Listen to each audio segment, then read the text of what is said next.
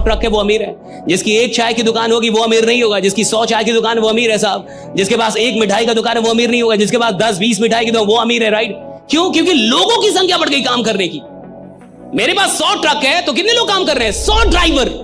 100 driver अगर एक दिन में 8 घंटे काम कर रहा है तो कितने घंटे काम हो रहा है? 800 घंटे। यानी एक दिन में मैं कितना काम कर रहा हूं? 800 घंटे। मैं अमीर बनूंगा, निश्चित बनूंगा। कोई रोक ही नहीं सकता, कोई माई का लाल मेरे को नहीं रोक सकता। जब मैं अपना वक्त बढ़ा दूंगा पैसा तो अपने आप बढ़ जाएगा। राइट? इतना कॉन्फिडेंस रखिए, जैसे कहते हैं ना कि हम भी दरिया है, हमें अपना हुनर मालूम है, जिस तरफ भी चल पड़ेंगे रास्ता हो जाएगा। इतना भरोसा अपने ऊपर रखिए कि ठीक है, ये नहीं तो कुछ और करेंगे, वो नहीं तो कुछ और करेंगे, लेकिन कुछ ना कुछ बढ़िया कर लेंगे। दोस्तों सुनो भाई, सीरियस बात को मजाक में बता रहा हूं। अगर रात को 2 बजे आपकी नींद छूटती है तो कसम पैदा करने वाले की, उस वक्त आपके दिमाग में कोई महान क्रिएटिव आइडियाज नहीं आएंगे। आपको ऐसा ख्याल आएगा ये कोई मर गया तो, अपने कोई बीमार हो गया तो, कोई छोड़ गया तो।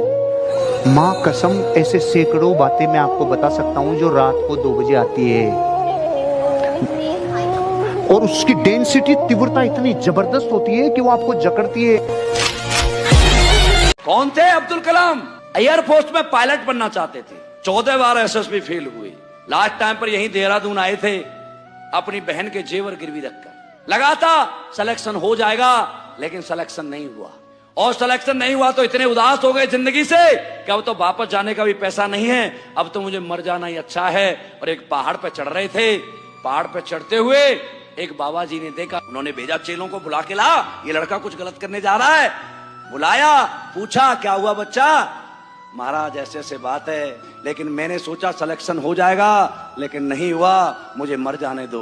बोला मर मत, चल मेरे आश्रम में। अपने आश्रम में लेके गए, खाना खिलाया, मर मत। रात को सोए, और सुबह जब जा रहे थे तो आगे निकले कुटिया से, फिर लौटे और बोले पंडित जी आपका तो भगवान के साथ बड़ा अच्छा कनेक्शन होगा। क्या? हाँ है। क्या मेरे एक सवाल का आंसर पूछोगे? मेरा सिलेक्शन क्यों नहीं हुआ, क्या भगवान से पूछ सकते हो? पंडित जी मुस्कुराए और कहने लगे बेटा भगवान क्या देंगे आंसर, मैं ही बता देता हूं तुझे। पंडित जी ने कहा तेरा सिलेक्शन नहीं हुआ तो ये मत समझ के तू कमजोर है, या तू इंटेलिजेंट नहीं है, या तेरी किस्मत खराब है, या भगवान नाराज है। बोला फिर क्या है पंडित जी? अरे बेटा तेरा सिलेक्शन इसलिए नहीं किया भगवान ने क्योंकि तेरे लिए इससे बड़ा सोच के रखा हुआ है।